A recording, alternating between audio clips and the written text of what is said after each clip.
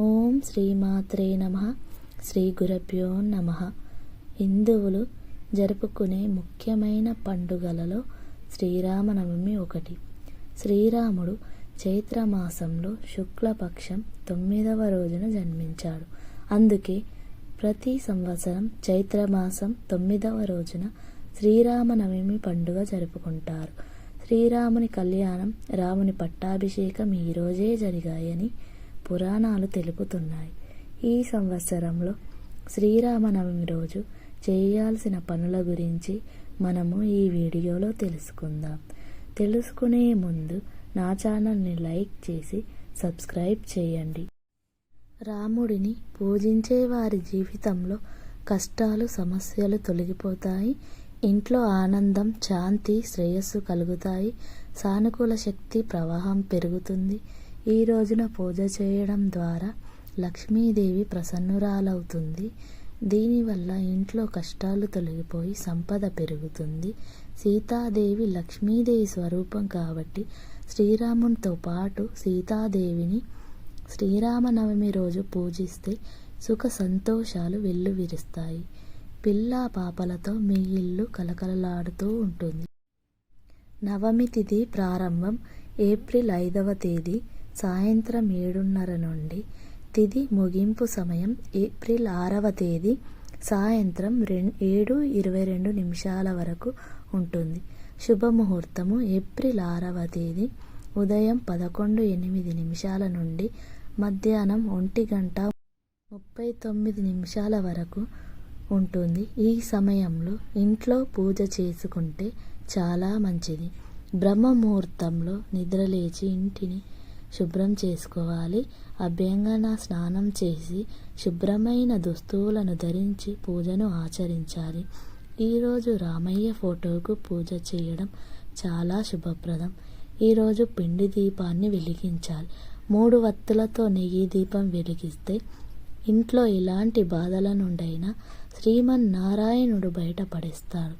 ఈరోజు శ్రీరామునికి ఎంతో ప్రీతికరమైన వడపప్పును, పానకంను నైవేద్యంగా సమర్పించడం వలన శ్రీరాముని కరుణా కటాక్షం ఎల్లవేళలా మీపైన ఉంటుంది. ఈరోజు పులిహోరను నైవేద్యంగా సమర్పించడం కూడా చాలా మంచిది. శ్రీరామనవమి రోజు మీ ఇంట్లో రాములవారి విగ్రహం ఉంటే దానికి పంచామృతాలతో అభిషేకం చేసుకోవాలి.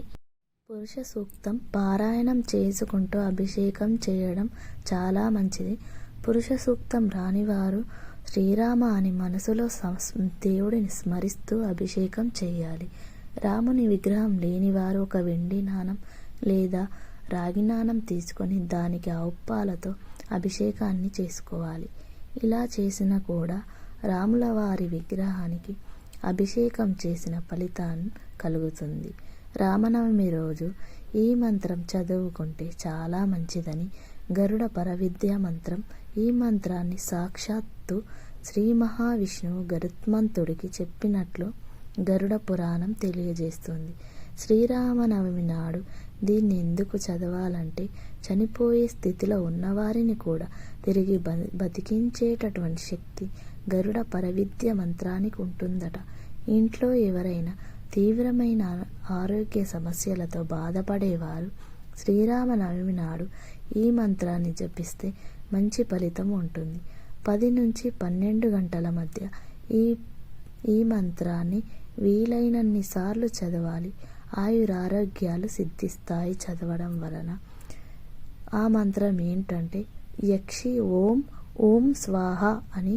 ఎవరైతే ఈ మంత్రాన్ని 10 సార్లు జపిస్తారో వారికి ఆయురారోగ్యాలు సిద్ధిస్తాయి.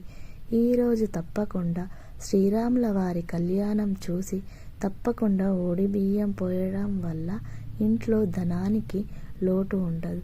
ఈరోజు కళ్యాణం అయిన తర్వాత ఆ కళ్యాణ రాముని అక్షింతలను ఇంటికి తెచ్చుకోవడం చాలా మంచిది.